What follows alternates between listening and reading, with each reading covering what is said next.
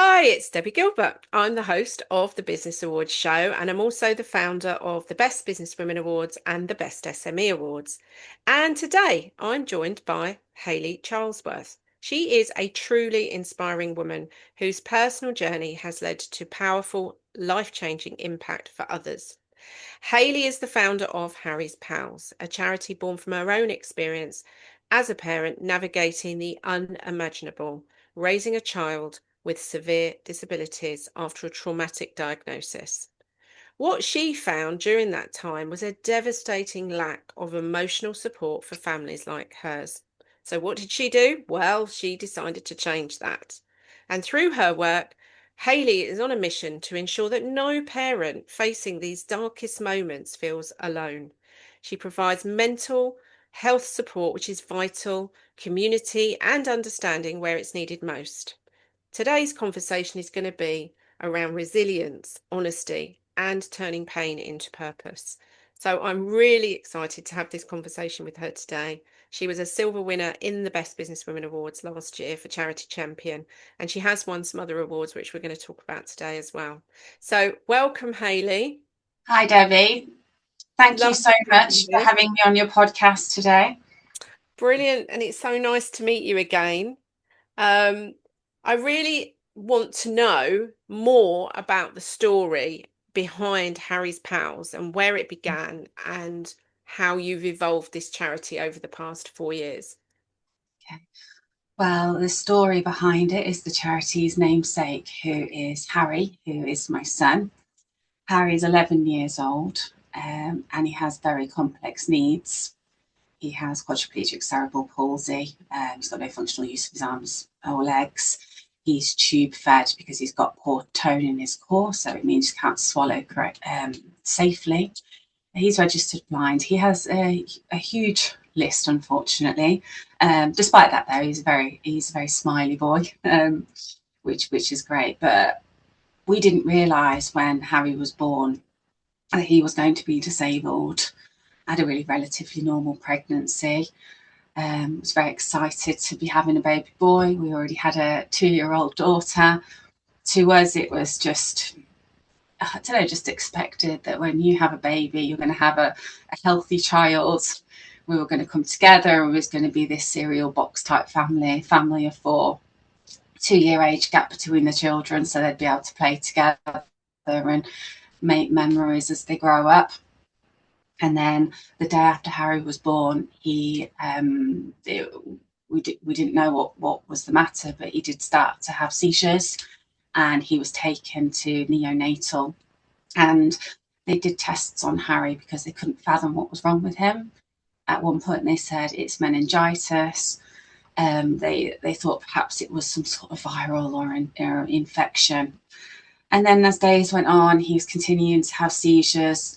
More tests came in. They did EEGs. They did an MRI scan. And all this time, we were just told, we don't know what's wrong. It might be something to do with his brain. And unfortunately, it was. We was given Harry's diagnosis when he was 3 days old. Wow. I'm giving a bit of background because it really kind of just demonstrates the need for Harry's Pals support. But long story short, we was ushered into a side room and with a notice on the door saying do not disturb. So we knew it was going to be bad news. The consultant showed us a picture of Harry's brain, so a black and white image of Harry's brain, and he said all the areas that are white, these are the areas that have been taken out by strokes. He has suffered significant brain damage and he will likely need round-the-clock care for the rest of his life. He'll probably have learning difficulties. It was just a huge long list. Cerebral palsy and just all these different diagnoses kind of bandied around. Meanwhile, my husband and I were just sat there like rabbits in headlights trying to process it all. And then at the end, we was told that you never know. The brain has sometimes has an ability to repair itself, and sometimes we don't know how this damage is going to affect a child. Perhaps given a little bit too much false hope, knowing what they knew from the MRI scan. And he said, go home, see how Harry fares. If he gets to a month, see if he rolls. When he gets to 3 months, it was kind of just like, just wait and see how he goes. There'll be professionals that will come and see you. There'll be health visitors, dietitians, speech and language therapists. I felt like, gosh, I'm going to have to get some sort of rotating door.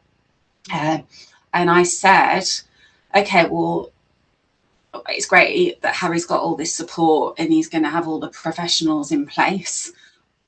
But what about us as parents? Like, surely you've been given the gravitas of the news, the fact that we was going to have to look after a medically complex child. It's hard enough taking a newborn home anyway, as any, you know, that we would be automatically have some sort of mentor or support worker, someone to hold our hands a little bit, providing emotional support, practical advice. And the consultant just said, oh, no, it's not something we offer. If you want to, you could speak to the chaplain at the hospital, which I didn't know enough about chaplains at that point. I think they are really good to talk to, but he said it's a bereavement chaplain, which felt sort of adding salt in the wounds because you already felt like you'd lost the child that you should have had, and then to go and speak to somebody who deals with bereavements. He said, well, go home and have a look online. I'm sure there's charities out there offering this support. So we did. We left the safety net of the hospital, which we didn't want to do. We went home, scared to death, traumatized, grief-stricken, and then we looked for emotional support. We realised that to be able to look after Harry, that we'd need to look after our own mental health as well. But despairingly, there was nothing. Well, there was lots of charities offering counselling, not counselling, practical support, funding, advice on all sorts, but no one offering any emotional support. And by emotional support, I mean counselling or therapy that for parent carers. And that just seemed incredibly short-sighted to me. And that had a huge impact on my ability to cope.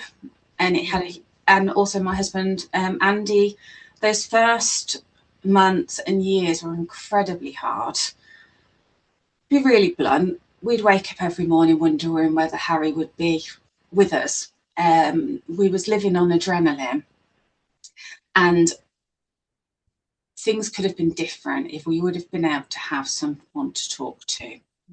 So in 2022, we set up Harry's Pals charity, 7 years on, and we are providing that support to families up and down the country.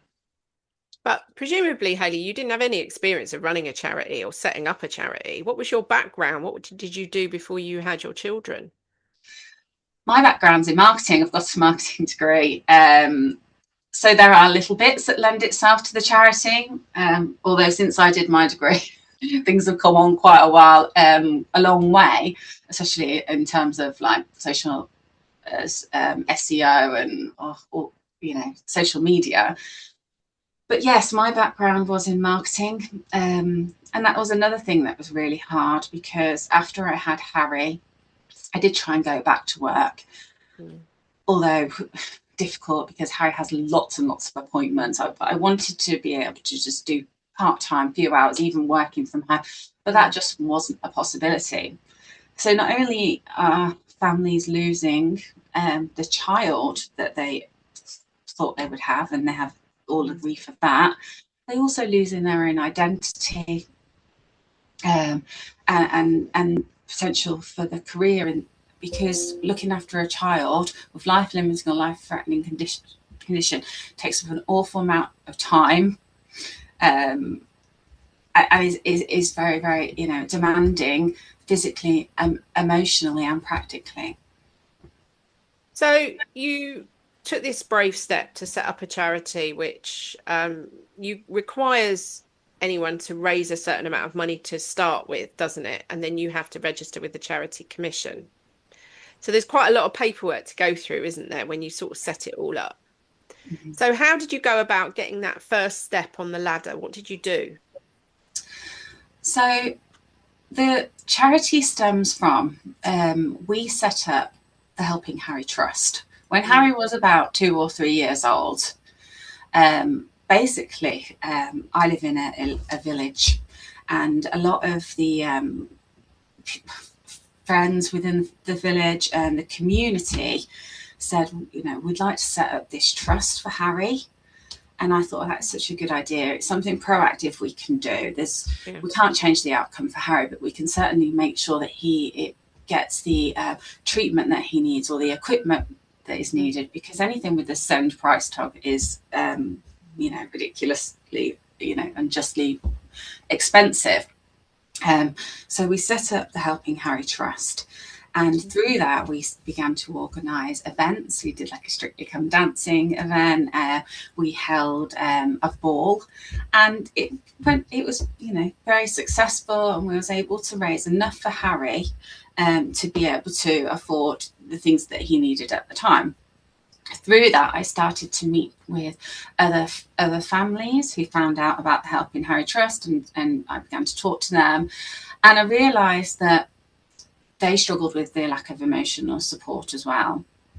I also, it just opened more networks for me at that time, and I realised that what I really wanted to do was to be able to bridge the gap in support that we had experienced, and so many of the other families that I began talking to had also experienced. And I was just hearing horror stories about the impact that not being able to deal with the trauma that the families have faced had impacted so many years of their lives. So yes, it started from the Helping Harry Trust, and it evolved to become Harry's Pals. And the trustees that we had on the Helping Harry Trust came with us, and we worked together to set up Harry's Pals. And it was a really quick process, actually, because I thought, and I was told, we was advised by solicitors, that it takes a long time to become a charity. It's quite a lengthy process. There's a lot of hoops to jump through. You probably will put the application in, and then it's going to be 6 months. We put the application in February 2022. By April 2022, we were a registered charity. They said, here's your charity registration number. Off you go. They could see that there was absolutely a need for the services we wanted to provide. Wow, that is quick. Yeah, because I have heard some horror stories about how long it can take to register a charity. So, talk me through those services in more detail that you're offering to people. So we offer 3 main services. Our core offer, so what I feel very passionately about, is making sure that families that are given a life-limiting or life-threatening condition for their child are able to access counselling and therapy. Mm. So we offer free counselling and therapy to parents who have obviously are going through really harrowing times, trying to come to terms with all the complex emotions and feelings that they're grappling with, and to also find coping mechanisms for the road ahead. So we have a team of counsellors and therapists that we work with, and it's really important to us that we can pair up counsellors and therapists with the families so that they have the most impact. So we don't just work with families that have had perhaps a birth injury. Some of the families that come to us have had a cancer diagnosis for their child. Some families, their child might have been in a car accident. So it's a real mixture. And what the support that they need differs from parent to parent. Mm. So we offer a lot of trauma therapy. As Mm. you can imagine, being told that you're every parent's worst nightmare, really, that you're going to outlive your child, is traumatic. So we work with these therapists. We also work with traditional talking counsellors, which is really useful for families that might not have a big network of people surrounding them who might be able to wanting to talk through their emotions and find new ways to and to recognise those emotions as being a normal way to feel, because there is so much going on for these families. To begin with, we offer 6 sessions, and then we look to increase that to up to 10 sessions. And for anyone who might be listening to this, it's a really simple process. We know that parent carers are having to jump through so many hoops to get the support that they need. We want to make it easy for you. We don't ask for War and Peace. We just ask you to fill out a simple application form, which is on our website. We also offer short breaks. So these are for families on a low income, so that they're able to get away and have 4 or 5 days just to go and make memories and have that opportunity. I mentioned about putting some price tag on how everything's so expensive. It's ridiculously expensive. The families that we speak to, they're making house adaptations. It's things that families don't really want to be doing and never thought that they was going to have to do, but then now they're having to spend potentially their life savings on that, any extra bit of money they've got. They're having to think about the cost of equipment. For example, a wheelchair can cost around £10,000. The expense of having a child with SEND needs is a lot. And then you've got the equipment, if you want any treatment, toppled with one parent's usually has had to give up work because they've not been able to juggle. It's a 24/7 job. It's an admin job.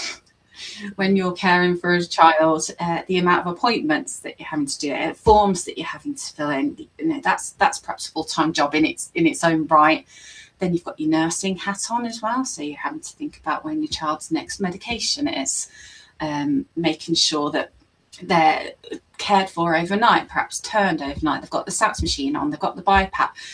It's a lot. So for the majority of families, being able to work and do all of that, it's just out of the question. Yeah. So holidays are really important, aren't they, to get away and have a break? So exactly. And we speak to families day in, day out, and they've not been on holidays for years. And it's just, I find it really heartbreaking, because these are families that need to go away and make the memories, because time isn't often on their side. No. And it's not just for the parents and for the child, it's for the siblings as well, so that they've got those precious positive memories to be able to look back on. And I can understand completely why people are having to prioritise being able to get through the front door. The things that they're having to put in food on the table. But for us at Harry's Pals, we really want to make sure that those families are able to have that short break. We also offer peer support as well. So making sure that families can have somebody else to talk to, somebody who's in the same boat. Because when you're given a diagnosis, you often feel like it's not happened to anyone else. You're the only one.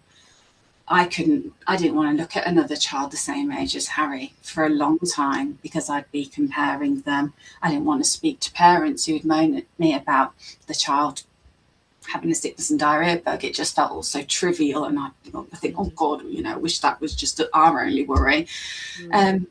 Over time, that gets easier. But in those first few years, I wanted to be able to speak to families that were going through something similar to me, someone that were facing hospital stays or operations for their child. So we offer that, and we offer support groups. So we offer online support groups and face-to-face meetups for families to come together and not have to explain things, but everyone just gets it and understands what they're going through. So there are 3 main offers, and to do that, and to be able to offer that support out, we work with hospitals and hospices and other charities who refer families to us. So you're working with people across the UK, aren't you? It's not just in your local area. So we work with families across England, and these families are referred to us, like I said, through hospitals, hospices, and other charities. And the criteria for our support is that the diagnosis is in the past 5 years, that they have a child with a life-limiting or life-threatening condition, and in the case of the short breaks, that they can otherwise afford to go away. But we want to support as many families as possible.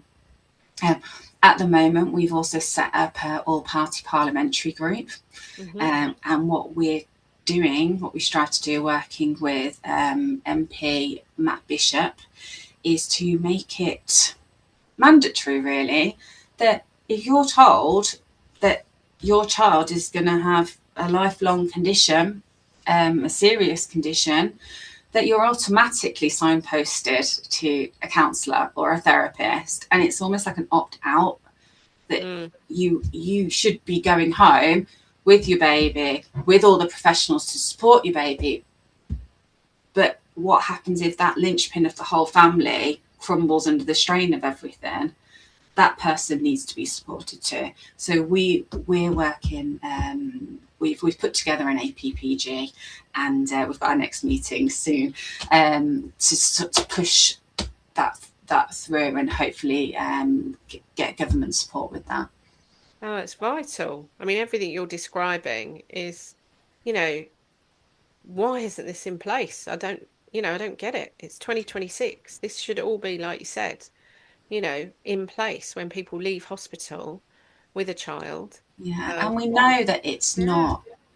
We know if anyone's interested, there's a research paper from Dr. Siobhan O'Dwyer from the University of Birmingham. She's a professor, and she's basically she spoke to hundreds and hundreds of parent carers, and 1 in 10 of those parent carers had tried to kill themselves or attempted suicide.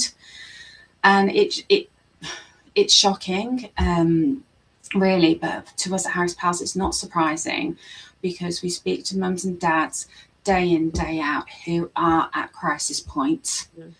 The impact on the family's ability to cope with not supporting with their mental health means that more families are breaking up. Parents are not staying together because of, as you can imagine, the strain that this would put on a relationship.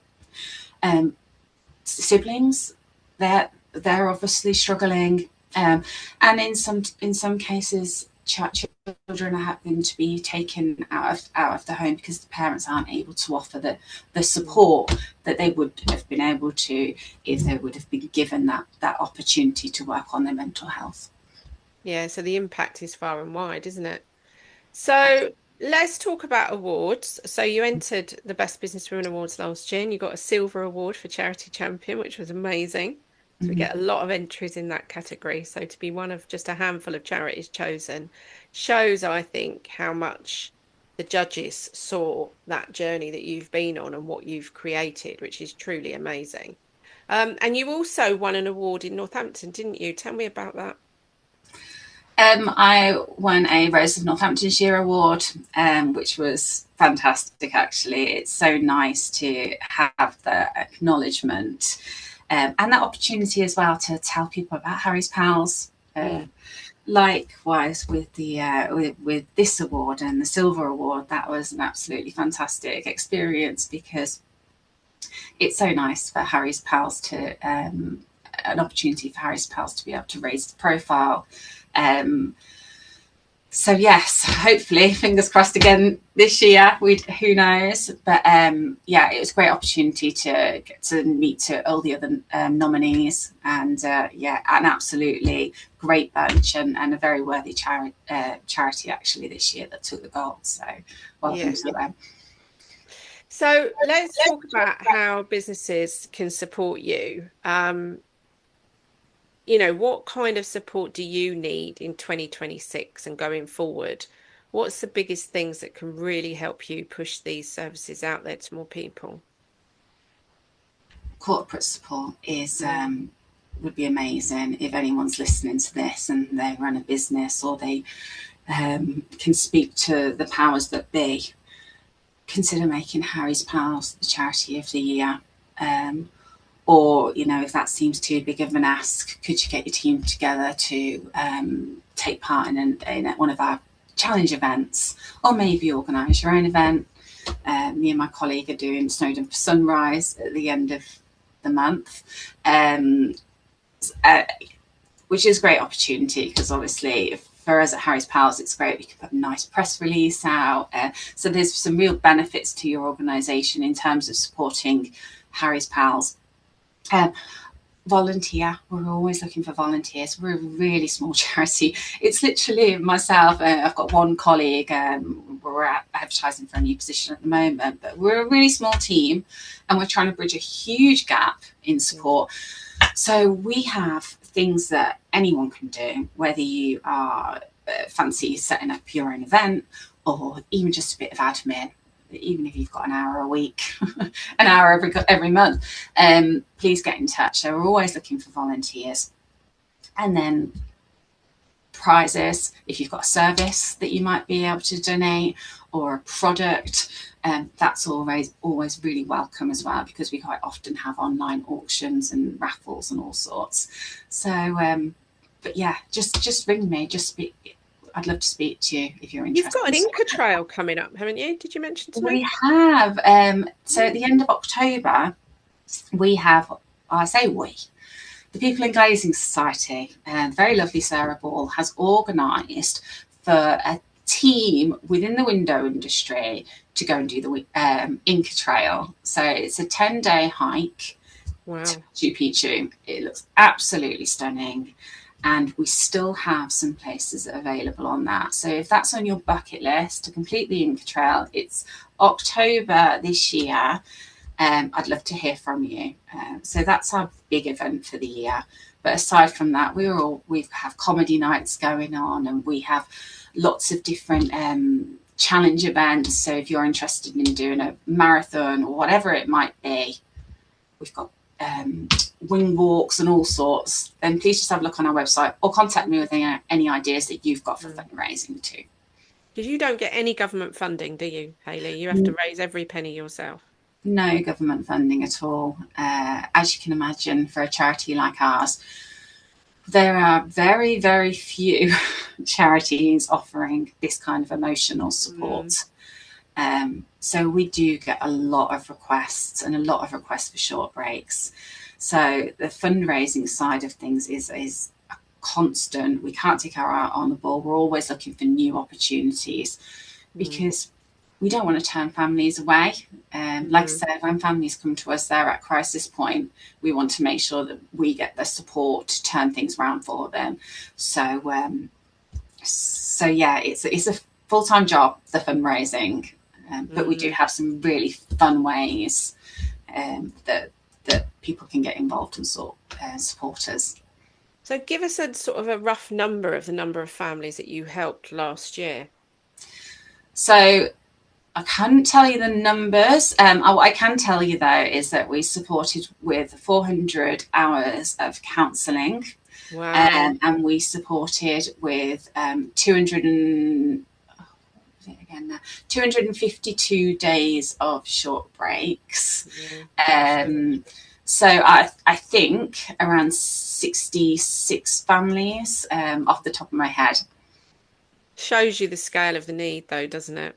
Absolutely. Really does. And then we have all the families that that's not including all the families through the support groups. Yes. That we speak to as well. So I'd say in the hundreds. But the more we raise, the more we can support more hospitals, more hospices, and reach out to them so they can refer families to us, because at the moment we're very conscious that we don't want to offer our support to another hospital and then not be able to have the resources to provide that family with the right support, because it's really important to us that the support makes a difference to them and make sure it's right. And so for example, the short breaks, we offer breaks, accessible breaks, obviously, and things like making sure that they have hoists and profiling beds. So, and these things come with an additional price tag. So the short breaks can become quite expensive. So yes, any financial support that we get would go straight back into making sure that more families are able to get away and have something to look forward to. Wow, you're truly really inspiring. How do you cope with running the charity, looking after Harry and your other child, and your head spinning sometimes with it all? It is. It's full on, but what I do really enjoy about Harry's Pals is being able to Mm. turn, a really difficult situation into a positive, and it's incredibly rewarding to hear back from families or to see the photographs of the families who have been able to take their child on the beach for the first time. Mm. Um, I so I really enjoy that. So it's despite sometimes I do feel a bit stressed and a bit overwhelmed.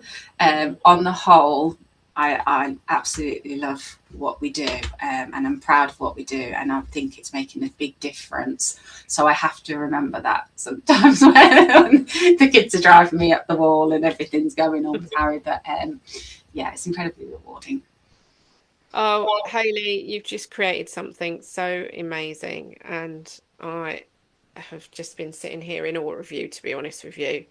I'm always in awe of women that take an idea that they've spotted a need and they run with it. And you've done that with all the other things going on in your life. And that's just incredible as far as I'm concerned. So if you've been listening to today's episode, Hayley needs your help. Please get in touch with Hayley at Harry's Pals. We'll make sure that her details are in the show notes so that you can pledge your support, whether that's financial, whether that's physical support. Hayley would love to hear from you to continue the work of this amazing charity. So well done, Hayley, for all the stuff that you've done and all the parents that you've helped out there. I'm sure this charity is going to go from strength to strength, and I will keep my fingers crossed that you get some support from the government because clearly this is something that's really needed. So thank you, and I Thank wish you you. continued success with the charity. Thanks so much, Debbie. Thanks, everyone. Thank you.